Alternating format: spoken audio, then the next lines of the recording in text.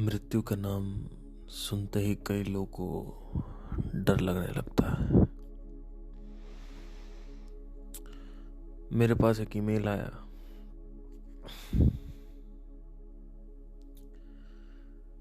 कहते हैं कि आप सारी बातें सही करते हैं, बस मौत के बारे में बात मत किया करिए, मृत्यु के बारे में चर्चा मत कीजिए,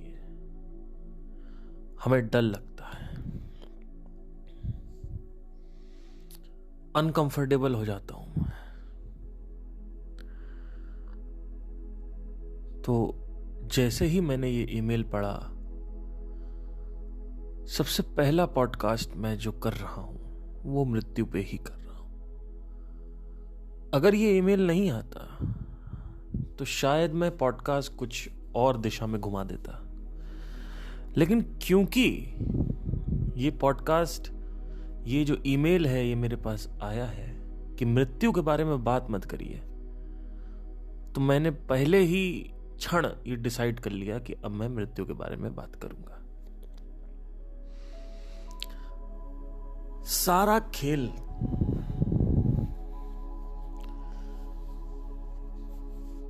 सिर्फ डर का है। आपको डर लगता है तो ये मत करो, आपको डर लगता है तो वो मत करो, आपको जो अच्छा लगता है वो करो, जो अच्छा नहीं लगता है वो मत करो। सारा खेल आपके हिसाब से ही चले, जीवन आपके हिसाब से चले, सारे लोग आपके हिसाब से चले, आपको पैसा मिले, आपकी अच्छी सुंदर लड़की से शादी हो जाए या सुंदर लड़के से शादी हो जाए, सब आपके हिसाब से हो, जबकि हो कुछ नहीं रहा है। हो कुछ नहीं रहा है आपके हिसाब से। आपको क्या लगता है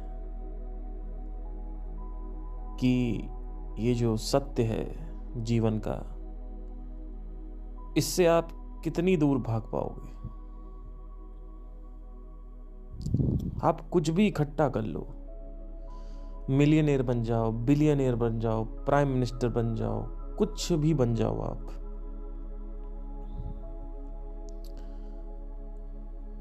आखिरी में राख बनोगे और हवा में जो अणु है वो बनोगे। जब शरीर को जलाया जाता है तो शरीर सिर्फ राख नहीं बनता है, शरीर हवा भी बन जाता है।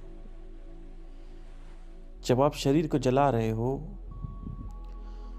तो जो राख बचती है शरीर की, उसको अगर वजन करेंगे तो शरीर के वजन से बहुत कम हो जाता है वो। ऑलमोस्ट अगर 80 किलो का शव है तो 8 किलो से 7 किलो की राख होती है।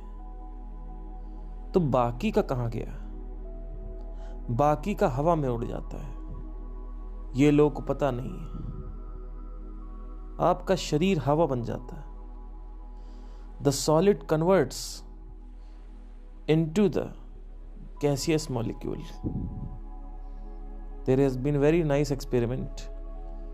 अभी मेरे एक सब्सक्राइबर है, मैंने उनको भेजा भी था. He was shocked. He was like, thank you so much for giving me this video. If you want this video, I'll put down the link below. You can watch this video and see how it is so amazing. जीवन का अंतिम सत्य हर क्षण, हर पल आपके साथ होना चाहिए। क्यों भाग रहे हो? किससे भाग रहे हो भाई? क्या हो गया? क्यों डर रहे हो? अगर डरना है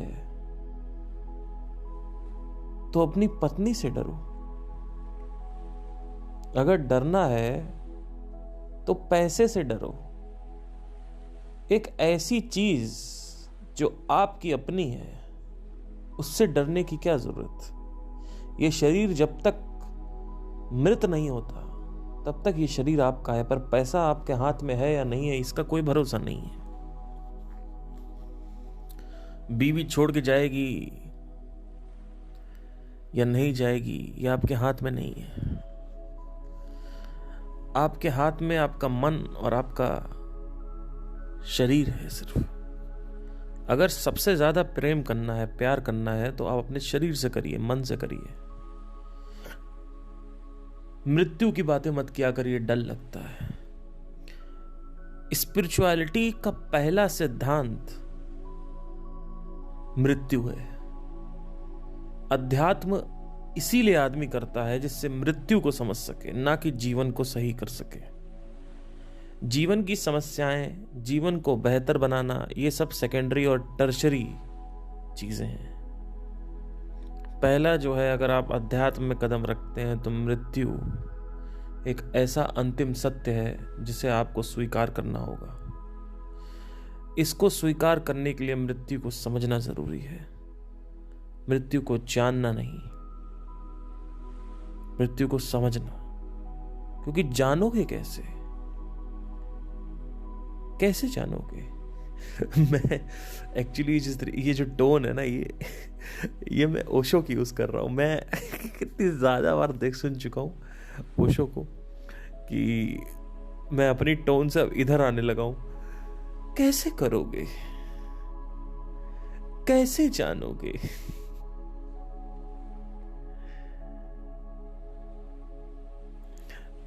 एनीवे, बट जो मैं बातें कर रहा हूं वो बहुत सीरियस है। देखिए, सत्य जो है वो पैसा नहीं है, रिलेशनशिप नहीं है। सत्य यही है कि तुम मरने वाले हो। अरे सर ये बातें मत किया करिए, डर लगता है। अरे सर ये तो अलग तरीके का, आपका पॉडकास्ट सुन के अलग तरीके का माइंडसेट हो जाता है। मैं आपको एक बात बताना चाहता हूं, अगर आपके अंदर हिम्मत नहीं है ना मृत्यु की तरफ देखने की, तो चुपचाप पढ़ाई करो और एग्जाम क्रॉस करो। मैं अपना बताता हूं, ये जीवन कभी भी खत्म हो सकता है। जब तक ये जीवन मेरे हाथ में है तब तक माइंड के top of the awareness section पे, माइंड के, मुझे मृत्यु को रखना है, मुझे अपनी पहचान को रखना है। जहां मेरी पहचान सही हुई वहां मृत्यु अपने आप आ जाएगी। तो डरने की तो कोई बात ही नहीं है। अगर डरना है तो जीवन से डरो। देखो क्या हो रहा है लाइफ में, किस तरीके से लोग बौराए जा रहे हैं, पागल हुए जा रहे हैं। समझने की कोशिश करो।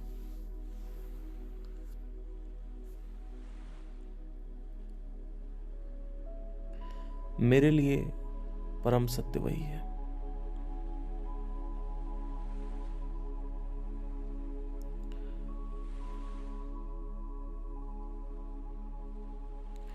आई डोंट नो आप में से कितने लोग यूपीएससी की तैयारी कर रहे हैं,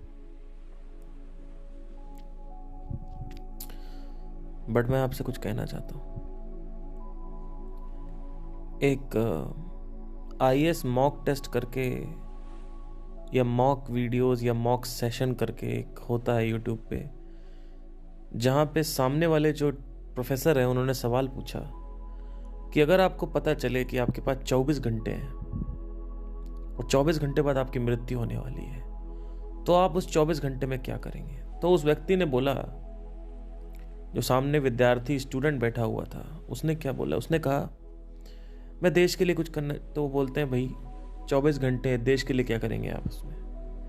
अच्छा, मैं अपने दोस्तों से मिलने जाऊंगा। अच्छा चलिए ठीक है, 4-5 घंटे आपने वहाँ बिता दिए, आप क्या करेंगे? मैं अपने घर वालों से बैठूंगा उनके पास। अच्छा ये कर लिया। मैं कुछ लिख के जाऊंगा। अच्छा ये कर लिया। ऐसे करते करते उसने बता दिया कि 24 घंटे वो क्या करेगा।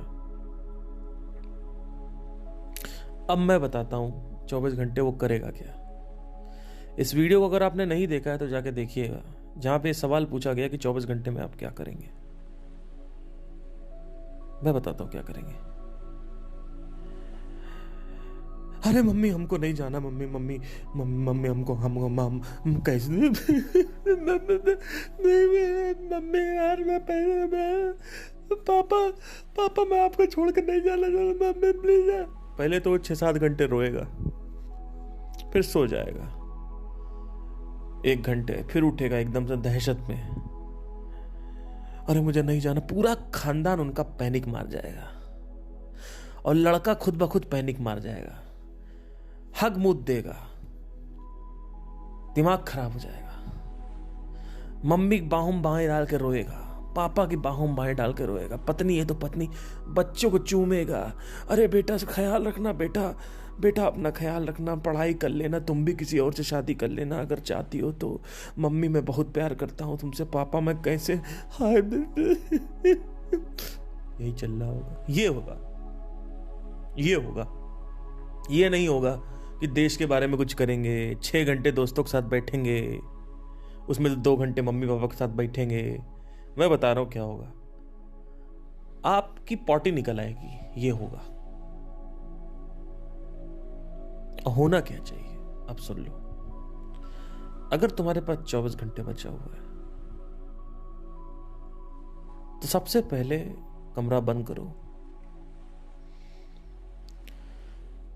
रोना तो होना ही है, थोड़ा बहुत रोगे क्योंकि मम्मी पापा से प्यार है, लगाव है, जानते हो मरने वाले हैं। पत्नी बीवी है तो उनको रोगे, मैं उसकी बात नहीं कर रहा हूं। मैं कह रहा हूं करना क्या चाहिए। वो तो चलो होगा ही, ये मत सोचो कि वो नहीं हो, लेकिन इस तरीके से नहीं होगा कि पैनिक मार गए। आपको पता होगा कि आपके पास 24 घंटे हैं। शुरू के 2 घंटे आपने घर वालों के साथ टाइम स्पेंड कर लिया, कमरे में जाइए, अकेले बैठिए, अपने आप को तैयार करना होगा। वो माइंडसेट बनाना होगा।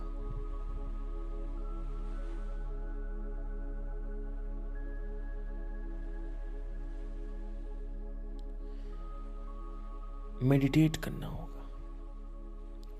मेडिटेट करते वक्त वो एक्सेप्टेंस लानी होगी।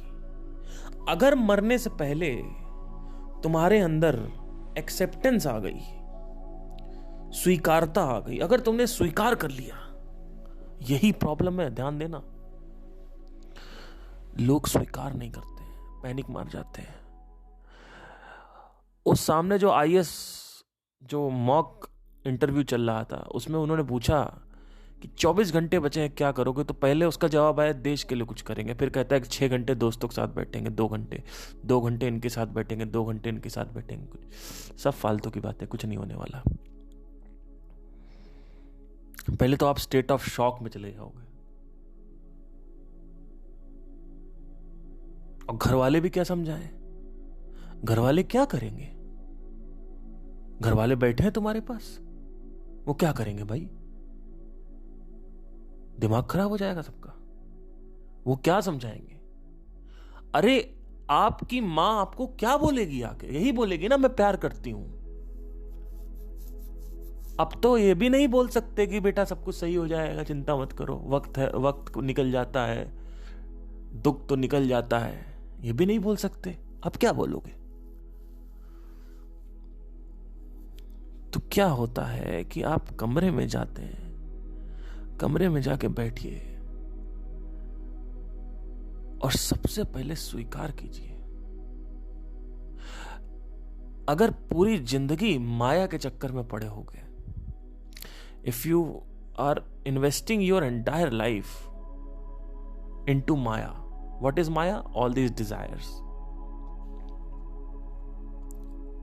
Numerous desires, lots of desires. वासनाओं के चक्कर में अगर तुम्हारा पूरा जीवन बीता होगा तो वो लास्ट के 24 घंटे में तुम कुछ नहीं कर पाओगे। लेकिन अगर तुमने टॉप ऑफ द माइंड अपने ये अवेयरनेस बना के रखी होगी कि मैं कौन हूं, तो तुम्हें स्वीकार करने में 2 या 3 घंटे मैक्स लगेंगे बैठ के। 2 से 3 घंटे में तुम स्वीकार कर लोगे मैं जाने वाला हूं। लेट गो, सरेंडर यज्ञ क्या होता है समझने की कोशिश करो। यज्ञ का मतलब होता है टू लेट गो।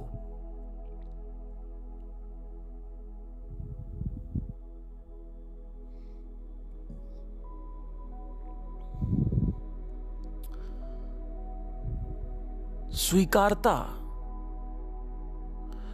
अगर स्वीकार कर लिया तुमने, एक्सेप्ट कर लिया, तो तुम्हारी आधे से ज्यादा सफरिंग वहीं खत्म हो जाएगी। और सफरिंग किस बात की? जीवन में रहकर भी तुम कौन सा बहुत सुखी हो? किस बात की सफरिंग? अगर तुम्हें यह एहसास हो गया है कि इन डिजायर्स में कुछ नहीं पड़ा है, तो अब मौत और जीवन क्या है? कुछ नहीं है। जीवन ही मौत है, मौत ही जीवन है, सब एक हो जाएगा। आदमी डरता क्यों है? क्यों डरता है आदमी? क्योंकि उसको लगता है अरे यार इतनी सारी चीजें करी, इतनी सारी चीजें करने के लिए पड़ी हुई हैं। तो आदमी रोता है मौत के टाइम, हमें नहीं जाना, हमें नहीं जाना, हमें नहीं जाना।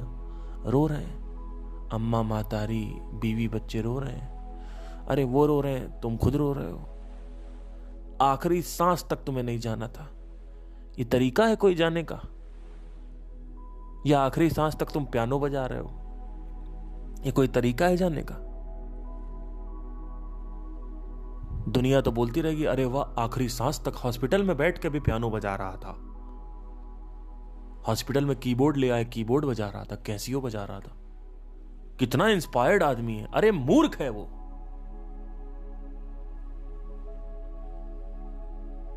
उसको पता नहीं है कि वासना लेके जाने से क्या होता है।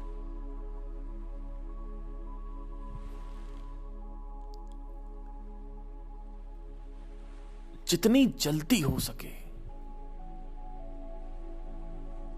स्वीकार कर लो कि अंतिम सत्य क्या है, और उसके विपरीत जितने भी डिजायर्स हैं जो इस स्वीकार करने के लिए हिंडर कर रहे हैं, मना कर रहे हैं आपको,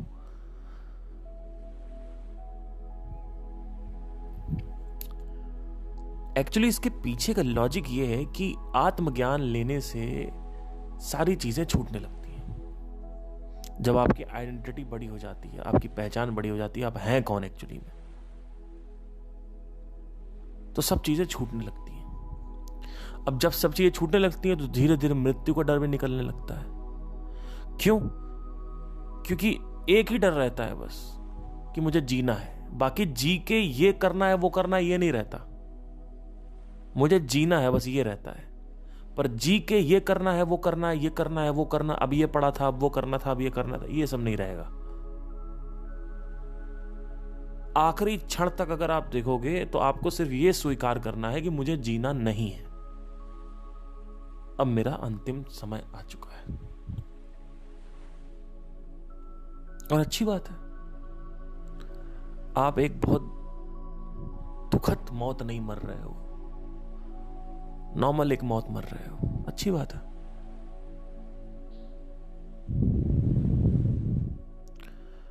जब मेरे से अगर ये पूछते, जो ये मॉक इंटरव्यू हो रहा था, अगर मेरे से पूछते तो मैं पता क्या बोलता? मैं उनसे डायरेक्ट पहले क्वेश्चन पूछता, मैं बोलता ये बताइए मौत शांतिमय है या दुखद है? पहले ये बताओ। वो पहले क्यों, ये क्यों पूछ रहे हो? क्योंकि अगर शांतिमय है तो मैं उस हिसाब से स्वीकार करूंगा बैठ के अकेले, और दुखद है तो मैं उस हिसाब से स्वीकार करूंगा। क्योंकि दुखद मौत है तो वो ज्यादा दिक्कत करेगी, तो उसमें स्वीकारता जो है वो ज्यादा होगा, उसमें टाइम ज्यादा लगेगा, उसमें अलग तरीके से आपको माइंड को प्रोग्राम करना होगा। आपका माइंड प्रिपेयर्ड है मरने से पहले? क्या आपको पूरी जिंदगी इस प्रिपरेशन के साथ ही नहीं रहना चाहिए, या फिर इस प्रिपरेशन के साथ रहना चाहिए कि अब मैं अगले साल क्या बन जाऊंगा, आईएएस बन जाऊंगा, आईपीएस बन जाऊंगा, ये रहना चाहिए? या फिर ये रहना चाहिए कि मेरी मृत्यु कभी भी हो सकती है? तो मेरे अंदर ये प्रिपरेशन है। Am I prepared to die? Am I prepared to let it go? Am I prepared to surrender everything? Am I prepared to lose all these desires? Am I prepared to accept it that I have to let go of these relationships? Because past में भी आपने कितने relationship छोड़े, आपको क्या पता है? अभी तक ये एस्टिमेट किया जाता है कि 100 बिलियन पीपल्स पॉपुलेट हो चुके हैं पृथ्वी पे। मतलब क्या 100 करोड़ लोग, नहीं, 1000 करोड़ लोग इस समय पॉपुलेट हो चुके हैं।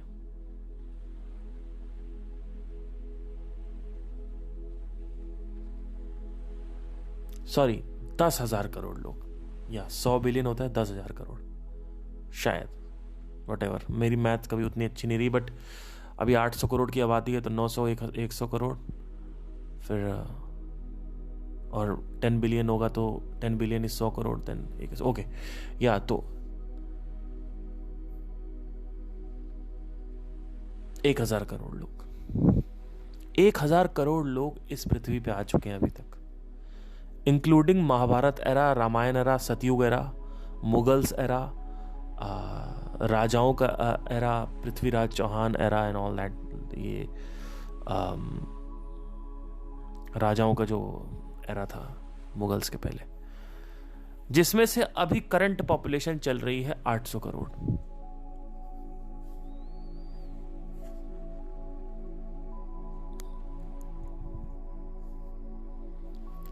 $800 करोड़ लोग इस समय हैं और 10,000 करोड़ लोग अभी तक पृथ्वी पर पैदा हो चुके हैं। ठीक है, ये जो 10,000 करोड़ लोग अभी तक पैदा हो चुके हैं,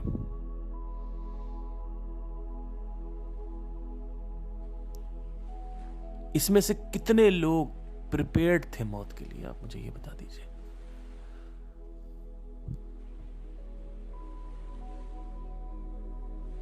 अभी मैं एक पॉडकास्ट देख रहा था, बहुत बड़े साइंटिस्ट हैं, उनका नाम नील करके एक साइंटिस्ट है, उनका देखता हूं मैं।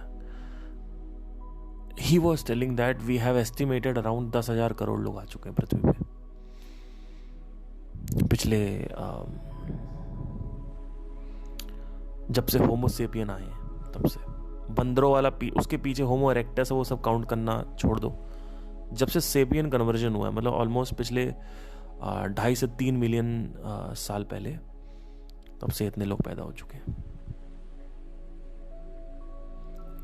तो अगर 24 घंटे आपको दिए जाएं और आपको पता है कि अब ये करना है, तो आप कैसे करोगे? आप सबसे पहले ऑब्वियसली लेट गो करोगे जो आपके रिलेशंस हैं, ये वो, ऑब्वियसली उनको आप बोलोगे, रोगे धोगे जो भी है। इसको करने के बाद क्या आखिरी तक ये करना सही होगा कि मैं आखिरी क्षण तक अपनी बीवी के पास रहूं, बच्चों के पास रहूं और रोता ही रहूं, या शुरू के 4-5 घंटे में ही आप इसको निपटा दो, मम्मी पापा ये सबसे मिल लो, निपटा दो, खत्म करो। उसके बाद अकेले हो जाओ, अकेले होके अपने आप को स्वीकार करो। और स्वीकार तब ही हो पाएगा जब पहचान बनी हो, जब पहचान सही हो। स्वीकार तभी हो पाएगा जब वासनाएं ना हो ज्यादा। इसीलिए व्यक्त करना होता है अपनी वासनाओं को जीवन होते होते। जो ये जीवन है, इस क्षण में आपको सब कुछ व्यक्त करना है, एक्सप्रेस कर देना है। तो मैंने क्या किया है, मैं डिजायरलेसनेस की तरफ बढ़ता जा रहा हूं। जैसे जैसे मेरे अंदर अंडरस्टैंडिंग बढ़ती जा रही है, मैं डिजायर, इसीलिए मेरे को दिक्कत हो रही है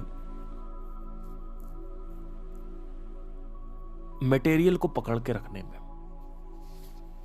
मटेरियल को पकड़ के रखने में मेरा इंटरेस्ट नहीं है, तो मैं उतनी तेजी से पैसे के मामले में ग्रो नहीं हो पा रहा हूं जितना होना चाहिए मुझे, क्योंकि मेरा जो ध्यान है वो बार बार इस पे आ जाता है।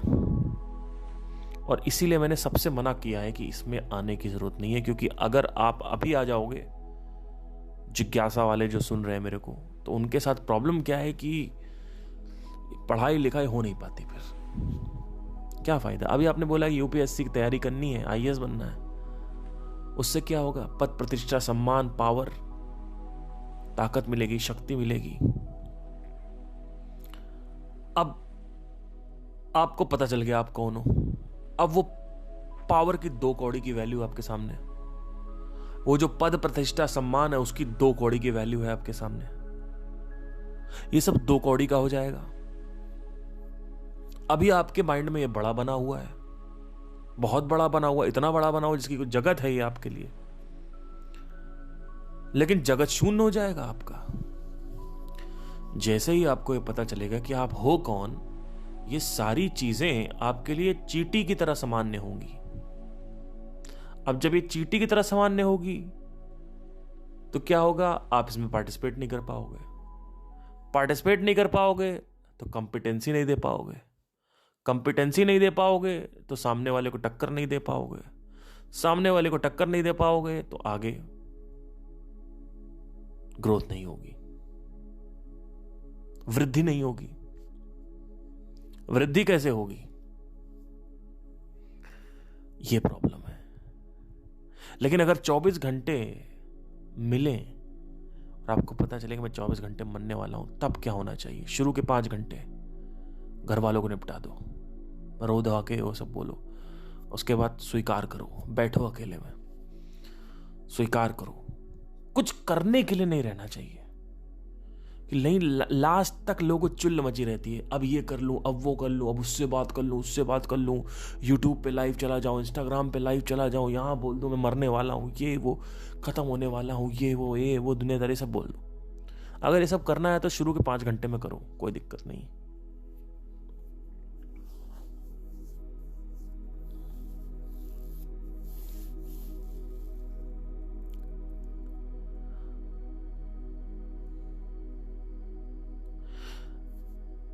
चौबीस घंटे मैं बता तो रहा हूं, लेकिन यही 24 घंटे 100 साल की तरह सामान्य है। मैंने क्या कहा? शुरू के 5 घंटे में आप सब कुछ एक्सप्रेस कर लो जो आपको करना है। ऐसे ही लाइफ में, शुरू की लाइफ में आप एक्सप्रेस कर लो जो करना है। उसके बाद बाकी की जो लाइफ है उसमें क्या करो? कुछ ऐसा अपने अंदर लेके आओ कि मैं मृत्यु को स्वीकार कर सकूं। अब मृत्यु को स्वीकार करना जरूरी क्यों है? क्योंकि मृत्यु के बाद जो प्राणमय कोश का ढांचा होता है, जो बचा होता है, जो कुछ भी बचा होता है, जो भी प्रोग्रामिंग बची होती है, जो कुछ भी आप ले जा रहे हो, उसमें अगर वासना है तो वहां पे दुख होता है, सफरिंग होती है। 1 से 10,000 गुना ज्यादा सफरिंग होती है। The moment you leave the body, you should not look behind. That is the problem with the people right now. मर गए, 13 दिन तक घूम रहे थे उधर, परेशान है। और स्टेट रहती है, कोई ऐसा नहीं है कोई कॉन्शियस इंसान है, स्टेट रहती है। It's just a state. The state is either pleasurable और पेनफुल, दैट्स इट। प्लेजरेबल क्यों? क्योंकि he does not have anything to do, but if he has something to do with it, what he wants to do, कि मुझे ये करना था, मुझे वो करना था, मुझे ये करना था, मुझे वो करना था, मुझे ये करना था, वो एक्सेप्ट नहीं कर रहा है। उसको लग जाते हैं 3-4 महीने एक्सेप्ट करने में सिर्फ कि अब मैं नहीं हूं। ये प्रॉब्लम है। इसीलिए कभी आप मृत्यु घर में अगर हुई हो तो आप देखो एक अलग सा नेगेटिव माहौल रहता है। नेगेटिव माहौल क्या कह सकते हो? दिक्कत ये रहती है आदमी जो वहां मौजूद है वो जाना नहीं चाहता, इसीलिए विदिन 3 घंटे में लाश को जला देते हैं। अब जब हम लाश को जला देते हैं तो उसको पता चल जाता है खेल खत्म। किसको पता चल रहा है, कैसे काम करता है, ये जानने की जरूरत नहीं है। मेन आपको ये जानने की जरूरत है कि 2 स्टेट रहती हैं, पेन और प्लेजर। पेन जो है वो क्यों होता है? क्योंकि मेरी डिजायर्स व्यक्त नहीं हुए। फिर यूनिवर्स कहता है कि आप एक काम करिए, स्टैंड बाय पीरियड पे रहिए अभी थोड़ा सा, उसके बाद आपको दोबारा एक और बॉडी मिलेगी। उसके बाद फिर वही आदमी करता है। फिर आखिरी में, आखिरी तक आते आते कुछ नई वासनाएं बन जाती हैं और फिर वो बॉडी छूट जाती है। और उसके बाद फिर से एक बॉडी मिल जाती, फिर नई वासनाओं को व्यक्त करने के लिए। फिर उसके बाद वो व्यक्ति व्यक्त करता है, फिर मरता है, तब तक जब तक मरता है तब तक नई वासनाएं बन जाती हैं।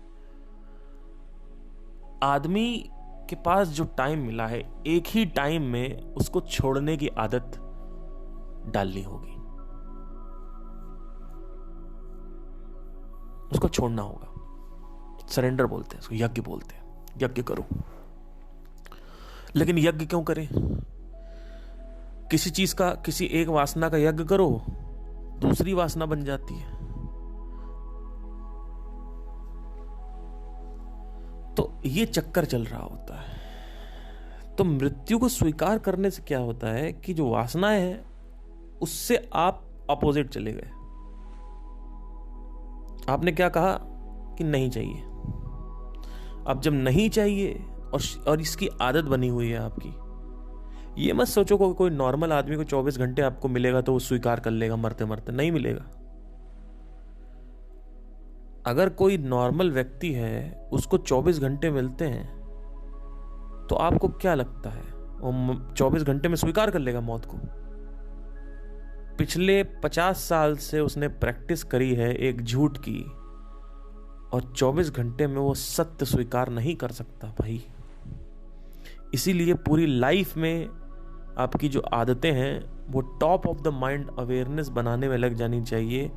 और वो अवेयरनेस क्या है, फिर से सुन लो, मैं कौन हूं और मेरी वासनाएं खत्म कैसे होंगी।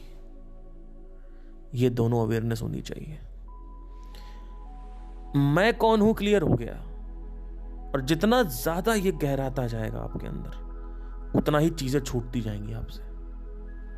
आप लोग कहते हैं मेरे को ना सर ये वो बल नहीं आता सर, विल पावर नहीं है, कुछ करने की विल पावर नहीं है सर, सोसाइटी ये बोलती रहती है, सोसाइटी वो बोल। अरे भैया तुम अभी तक सोसाइटी से मुक्त ही नहीं हो पाए हो। छोटी मोटी चीजें तुमको जकड़ के बैठी हुई हैं, बल नहीं है। बल कहां से आएगा? किस चीज का बल चाहिए तुम्हें? चल नहीं पा रहे हो? अरे नहीं, वो लोग उल्टा सीधा बोल देते हैं तो डिप्रेशन हो जाता है, तो उससे लड़ने का बल चाहिए। अरे तो क्या बोलते हैं उल्टा सीधा कि कुछ नहीं कर पाएगा, फिर आ गए वासना पे। कुछ नहीं कर पाएगा मतलब क्या है? आप मेरे को बोलो कुछ नहीं कर पाओगे, मुझे कुछ बनना ही नहीं है। आप मेरे को बोलो अरे आप तो सिंगर नहीं बन पाए, आपका तो प्लेबैक सिंगर का ख्वाब था, मुझे करना ही नहीं, भाड़ में जाओ, अपनी ऐसी तैसी में जाओ, मुझे नहीं करना। अरे आप तो करोड़पति नहीं हो, अरे है ही नहीं हम, आपके पास तो रेंज रोवर नहीं है भैया, चाहिए नहीं।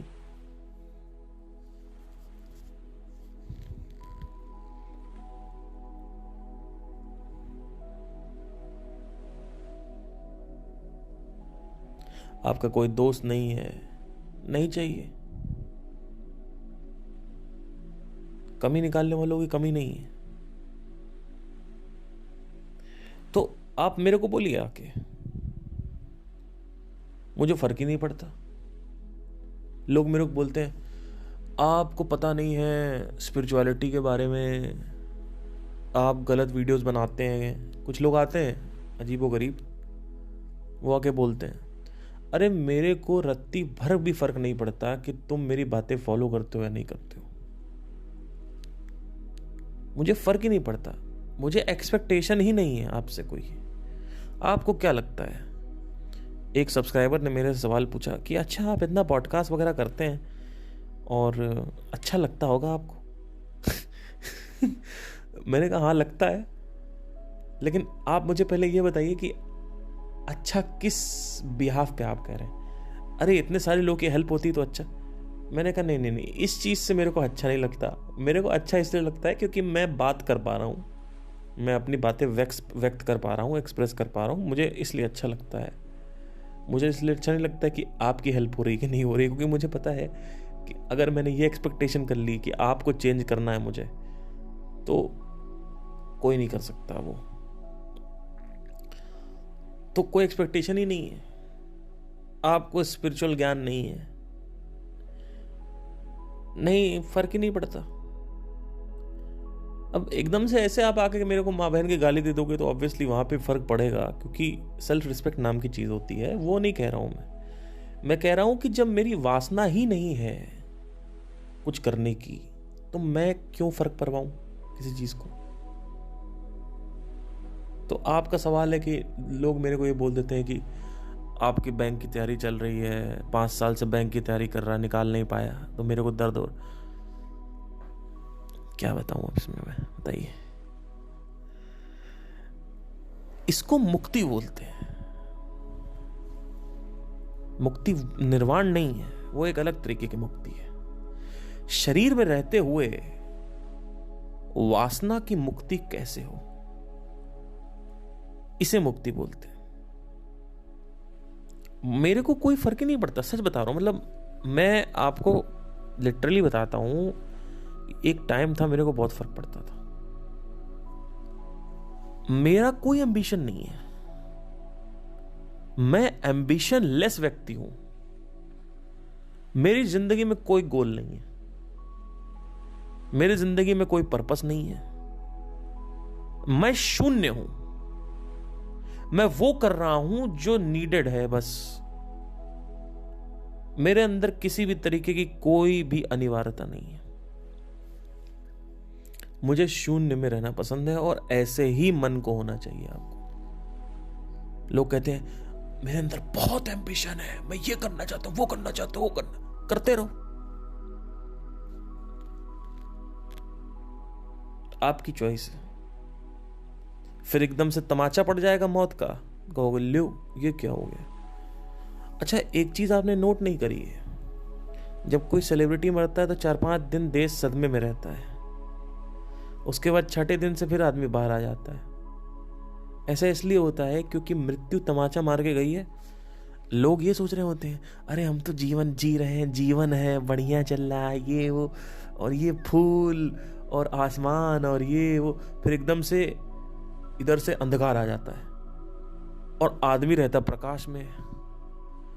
तो आदमी को झटका लगता है, कहता भाई अंधकार भी होता है, और लोग प्रकाश में रहना पसंद करते हैं।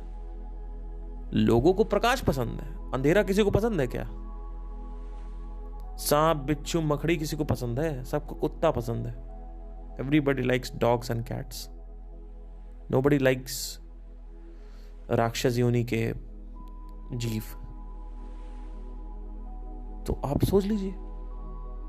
और एकदम से मृत्यु आती, तमाचा मार देती, आसपास कोई पड़ोसी मर गया, घर में कोई मर गया, या सेलिब्रिटी कोई आपका मर गया, तो आप देखोगे एकदम झटका लग जाएगा, अरे ये क्या हो गया यार, अरे बाप रे बाप, ऐसा भी होता है, लोग मरते भी हैं, बताइए।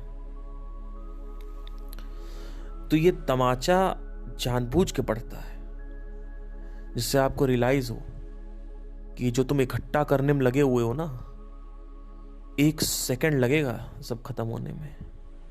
1 second, it will take 1 second, just 1 second.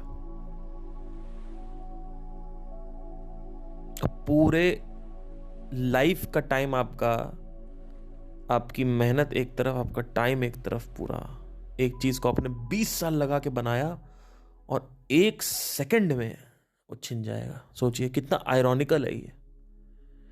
20-22 साल लगे बनाने में, 1 सेकंड में छिन गया, बताइए। अब इसको अगर आदमी स्वीकार ले तो जीवन कितना अच्छा हो जाएगा, जिसकी कोई हद नहीं है। लेकिन आदमी स्वीकारता नहीं। मैं कहता भैया ये बातें मत किया करो, डर लगता भैया, ऐसे मत बोला करिए, ये थोड़ा सा पॉजिटिव बातें करिए। अरे भैया ये पॉजिटिव ही है, आपको नेगेटिव क्यों लग रहा है? ये पॉजिटिव ही है। छोटी छोटी चीजों में दिमाग लगा रहे हो, थोड़ा बड़ी विजन रखो लाइफ में, बड़ी चीजें देखो, औकात रखो देखने की बड़ी चीजें, हिम्मत जुटाओ। आपको बताता हूं, जर्मनी का जब युद्ध चल रहा था यूएस के साथ, अमेरिका के साथ, आपको विश्वास नहीं होगा, आर्मी के सारे सोल्जर मर गए। अब जब मरने लगे तो जर्मनी वालों ने कहा कि अब तो भाई क्या करें, तो अब तो लड़ना पड़ेगा। किसको लड़ना पड़ेगा? जनता को। आप कभी सर्च करके देखिएगा, आपके पैर तले जमीन खिसक जाएगी। तो जितने भी मर्द थे, आर्मी वाले मरते गए। तो अब देश में ये कंपलसरी हो गया कि जितने भी पति लोग हैं और भाई लोग हैं, जवान लोग हैं, 18 साल के ऊपर जो हैं, 17-18 साल के हैं, जो वो पहले आ जाएं। तो 18 साल के जितने भी ऊपर लोग थे, युवा थे, वो सब चले गए लड़ने। अब जब ये लड़ने गए, अब भाई मचा घमासान, रोना, और ये भैया पत्नियां छोड़ दिया, बच्चे छोड़ के कैसे जा रहे हो, हे भगवान। वो मैंने देखा, जो मूवी मैंने देखी, मेरी हालत खराब हो गई कि आर्मी के सारे जवान मर जाते हैं जब देश में, तो कैसे लड़ेगा आदमी। पे सारे ये युवा जाते हैं, ये भाई आपके पति, आपके पिता, ये सब जाते हैं लड़ने। उसके बाद जब ये मर जाते हैं सब, तो देश कब्जिया लिया जाता है। फिर देश को कब्जा करके देश उनका हो जाता है। औरतों और बच्चों को रख लिया जाता है, उसमें से जो सुंदर औरतें होती हैं उनको रखैल बना लिया जाता है। ये शुरू से हुआ है, पिछले 800 साल से हिस्ट्री रही है हिंदुस्तान की, जो मुगल लोग आए थे। और जर्मनी और यूएस का जब मैंने वॉर देखा और मैंने पढ़ा, तो मैंने कहा भाई ये भगवान, ये कैसे होता था। सोचो, अगर यहाँ से अभी अटैक हो जाए कहीं बाहर से, और सारे ये जब आर्मी वाले जब मर जाते हैं और जब सारे सब शहीद हो जाए, अब जब ये शहीद हो गए तो अब कौन लड़ेगा? आपको क्या लगता है कि सब हाँ ठीक है, देश दूसरे? नहीं, सीधा ऊपर से ऑर्डर आता है कि लड़ना पड़ेगा आपको, नहीं लड़ोगे तो जेल में डाल देंगे। और आदमी फिर गुस्से में भी लड़ता है ना। अब जैसे कि अगर अब हमारे देश पे अगर अटैक हो रहा है, हमारे पास कोई रास्ता ही नहीं, तो लड़ना पड़ेगा जाके। अब लड़ के फिर वहां पे आपकी हालत टाइट हो जाएगी। जब वहां पे जाओगे, वहां पे आदमी मरता है फिर जाके। ये खतरनाक है, आपको पता नहीं है। यूएस और जर्मनी के बारे में पढ़ना, यूएस और जर्मनी का जो वॉर हुआ था उसके बारे में पढ़ना, कितना खतरनाक वॉर था वो। वर्ल्ड वॉर 2 आई थिंक, या वर्ल्ड वॉर 1 था, याद नहीं आ रहा मुझे को। कभी पढ़ना इसके बारे में, बहुत खतरनाक वॉर था। तो आई होप आपको समझ में आया हो। तो परम सत्य यही है, इसी को जान लो और इसको स्वीकारो। मृत्यु क्या होती है उसको समझने की कोशिश करो। उससे पहले खुद को समझ जाओ। खुद को समझ जाओगे तो मृत्यु को समझना परम नहीं समझा गया है, पहला चरण नहीं समझा गया है। सबसे इंपॉर्टेंट मृत्यु को समझना नहीं समझा गया है, सबसे इंपॉर्टेंट खुद को समझना समझा गया है। आत्म को, स्वयं को समझने की जो प्रक्रिया है, कोशिश है, वो ज्यादा महत्व दिया गया है। क्योंकि अगर जिसने स्वयं को समझ लिया तो भले मृत्यु को समझे ना समझे, उससे कोई फर्क नहीं पड़ता है, वो आदमी मुक्त हो जाता है। केवल अगर आप सिर्फ मृत्यु को समझोगे और स्वयं को नहीं समझोगे तो आपको रियल लाइफ का मीनिंग नहीं पता चलेगी। आपको सिर्फ मृत्यु पार्ट पता चलेगा, लेकिन आपको ये नहीं पता चलेगा कि मैं कौन हूं। तो मैं कौन हूं समझने से बाकी चीजें क्लियर हो जाती हैं। बड़े बड़े जो दुख है उससे आप बाहर आ सकते हो। बहुत सारी चीजें हैं इसमें। But anyway, thank you, have a nice day, take care, and मिलते हैं नेक्स्ट डे।